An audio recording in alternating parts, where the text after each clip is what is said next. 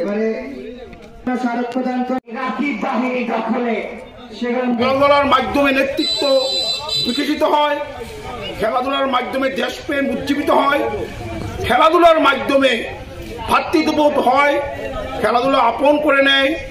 আমাদের এলাকার যুব সমাজকে ধন্যবাদ জানাই। সব সময় এই যে খেলাপ্রীতি, খেলার প্রতি অনুরাগ, এটা একটা ভালো দিক। সেটা হচ্ছে গিয়ে অসামাজিক কাজ, মাদক ইফ্রিজিং থেকে মুক্ত হওয়া যায়। আজকে আমরা যারা সিনিয়র আছি, আমরা প্রত্যেকেই দায়িত্বশীল হতে হবে।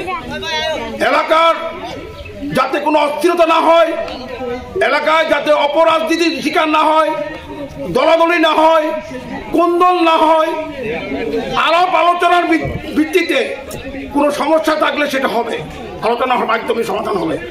কিন্তু চক্রান্তকারীরা আমাদের এলাকাকে অশান্ত করতে পারবে না। অতীতে চক্রান্তকারীদের চিহ্নিত করা হয়েছে, তারা সমাজে অস্থিরতা তৈরি করে, তারা সমাজে বিভাজন তৈরি করে, তাদেরকে আমরা দেখছি। আমরা এই বিভাজন, এই দলাদলি কুন্দল আমরা হতে দেব না। কারণ এই দেশ আমার, এই মাতৃভূমি আমার, এই জনপদ আমার, এই গ্রাম আমার, এই আমাদেরকে পরিবর্তন করতে